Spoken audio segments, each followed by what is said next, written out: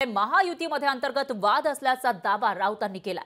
तिन्ही पक्षांमध्ये एक वाक्यता नाही असा टोला राऊतांनी लगावलेला आहे। तर महायुतीमध्ये रोज संघर्ष होतोय, मारामाऱ्या सुरू आहेत असं संजय राऊत म्हणाले। मंत्री सहकारी पक्षातील नेत्याचा थोबाड फोडण्याची भाषा करतो आणि अजित पवारांना महायुतीमधून बाहेर काढण्याचा कट आहे असा मोठा आरोप सुद्धा संजय राऊत यांनी केला आहे। तर सत्ताधारी महायुतीविषयी संजय राऊत यांनी मोठं विधान केल्याचं पाहायला मिळत आहे। महायुतीमध्ये दररोज मारामाऱ्या होत आहेत आणि अजित पवार यांना बाहेर काढण्यासाठी महायुतीमधून मोठा कट रचला जात असल्याचं संजय राऊत यांनी म्हटलंय।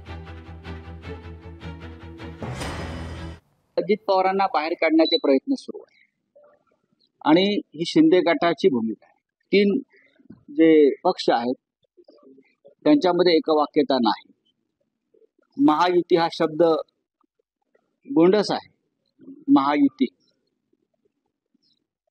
ती युती नसून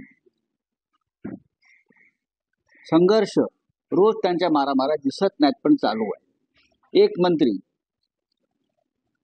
आपल्या सहकारी पक्षाच्या नेत्याला मारण्याची भाषा करतो, थोबाड फोडण्याची भाषा करतो, म्हणजे प्रकरण किती टोकाला गेलेले आपण पाहू शकता।